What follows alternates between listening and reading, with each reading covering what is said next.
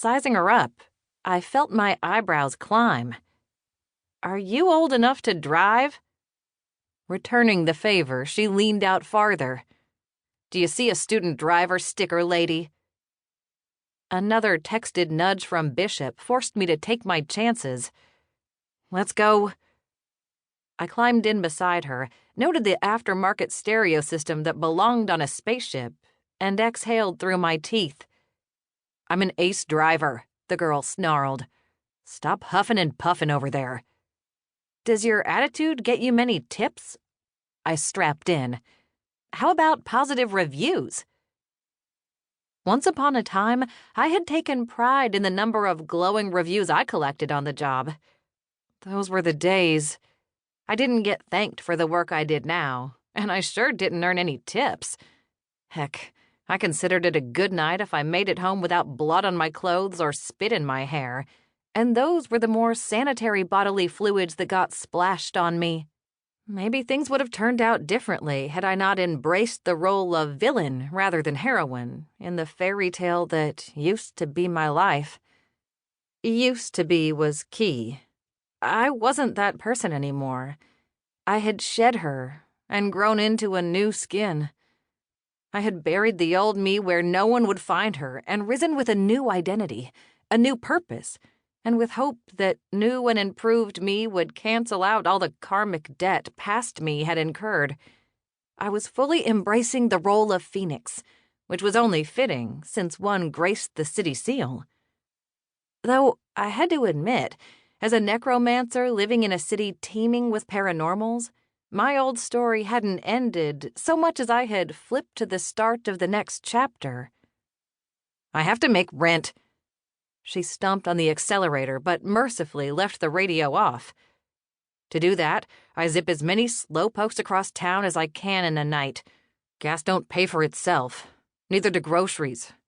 Keep that in mind when you're typing up the review. I can hear you mentally composing over there. That stupid taco came back to haunt me as she cut lanes, slashed through an exit, then slammed on her brakes. I swallowed it back down, hit release on my seatbelt, then reached for the handle. "Thanks for the lift." "What's he doing here?" the girl mumbled. "Hey."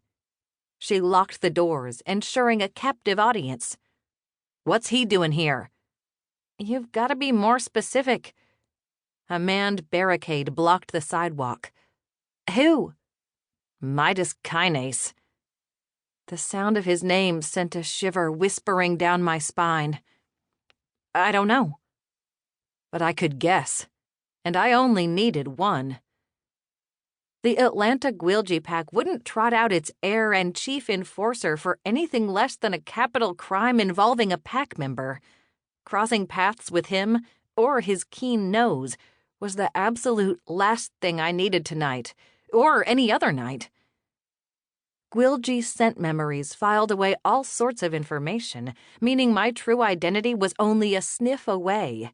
I had taken precautions, magical ones, to flesh out my new persona, but this wasn't how I wanted to learn if the witch had sold me the promised charm or just an old silver band that sometimes turned my middle finger green. "You're Hadley Whitaker." Her eyes rounded until they swallowed her face. "The Hadley Whitaker. I saw your name pop up on the app, but... Geez, you're really her?" "Yep." I tapped on the window so she would take the hint. "I'm really me." "No shit." She all but bounced in her seat. "You know the Potentate of Atlanta?" Linus Andreas Lawson III. Appointed by the Society for Post-Life Management, the ruling body for necromancers, over which his mother presided, to protect and serve this city. He was society royalty, rich, powerful, influential, and engaged to my former best friend. Yeah, our relationship was complicated, even before I took a walk on the dark side. Chills coasted down my arms, and my heart kicked hard once. "He's my boss." "You're like his heir, right? Scion? I forget what you...